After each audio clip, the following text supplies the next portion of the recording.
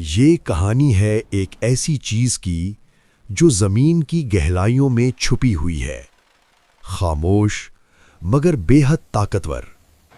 یہ انسان کے لیے روشنی بھی بن سکتی ہے اور تباہی کا سبب بھی۔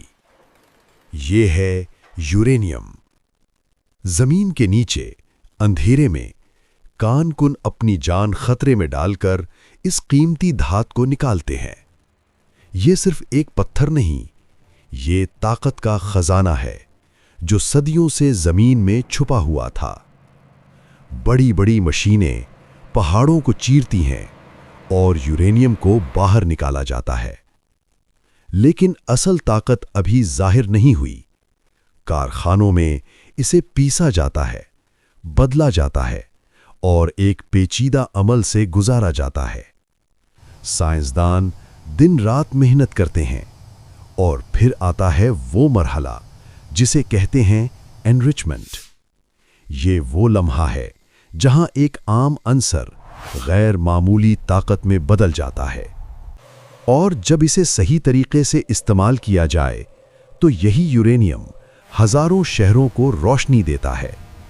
ایٹمی بجلی گھر خاموشی سے توانائی پیدا کرتے ہیں اور اندھیروں کو روشنی میں بدل دیتے ہیں۔ ہسپتالوں میں یہی طاقت زندگیاں بچاتی ہے۔ یہ انسانیت کے لیے ایک امید ہے۔ لیکن ہر طاقت کے ساتھ ایک خطرہ بھی ہوتا ہے۔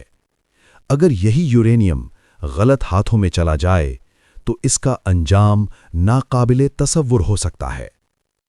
خفیہ لیبارٹریز میں خاموشی سے ایسی چیزیں بنائی جاتی ہیں جن کا مقصد صرف تباہی ہے۔ ایک چھوٹا سا ہتھیار، لیکن اس کے اندر پوری دنیا کو بدل دینے کی طاقت ہوتی ہے۔ اور پھر ایک لمحہ آتا ہے، ایک چمک جو آنکھوں کو اندھا کر دے، ایک دھماکہ جو ہر چیز کو مٹا دے، اور ایک بادل جو آسمان تک اٹھ جائے۔ یہ صرف ایک دھماکہ نہیں، یہ انسان کی سب سے بڑی غلطی بھی ہو سکتی ہے۔ شہر کھنڈر بن جاتے ہیں، خاموشی چھا جاتی ہے، اور ہوا میں پھیل جاتی ہے ایسی زہر جو نظر نہیں آتی مگر جان لے لیتی ہے۔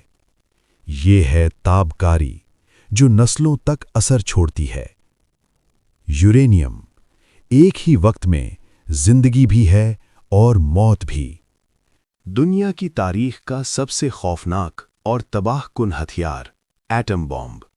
لیکن سوال یہ ہے، یہ کب بنا، کس نے بنایا اور پہلی دفعہ کس پر استعمال ہوا؟ 1940 کے دور میں جب ورلڈ وار II اپنی انتہا پر تھا، دنیا کے چند عظیم سائنٹسٹس نے مل کر ایک پروجیکٹ شروع کیا جسے کہا گیا مین-ہیٹن پروجیکٹ۔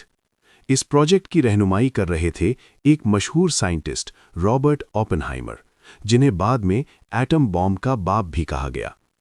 1945 میں امریکہ نے پہلا ایٹامک بم تیار کر لیا، اور پھر 6 اگست 1945 کا وہ دن جب جاپان کے شہر ہیروشیما پر پہلا ایٹم بم گرایا گیا۔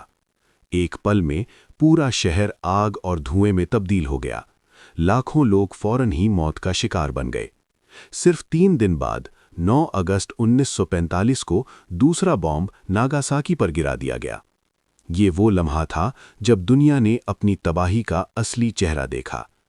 آج کے دور میں کئی ملکوں کے پاس ایٹم بمز موجود ہیں، لیکن سب سے زیادہ نیوکلیئر ہتھیار رکھنے والا ملک ہے رشیا، جس کے پاس ہزاروں نیوکلیئر وار ہیڈز موجود ہیں۔ اس کے بعد امریکہ، چائنا، فرانس اور UK بھی اس دور میں شامل ہیں۔ ایٹم بم صرف ایک ہتھیار نہیں، بلکہ انسانیت کے لیے ایک خاموش خطرہ ہے۔ اس کے علاوہ بھارت اور پاکستان بھی ایٹمی طاقت رکھتے ہیں، اور شمالی کوریا، جس کا نام اکثر خبروں میں آتا ہے، یہ تمام ممالک اس طاقت کو مختلف مقاصد کے لیے استعمال کرتے ہیں۔ کچھ اسے دفاع کے لیے کہتے ہیں تو کچھ اسے طاقت کا توازن قرار دیتے ہیں۔ لیکن حقیقت یہ ہے کہ یہ طاقت جتنی ضروری ہے اتنی ہی خطرناک بھی ہے۔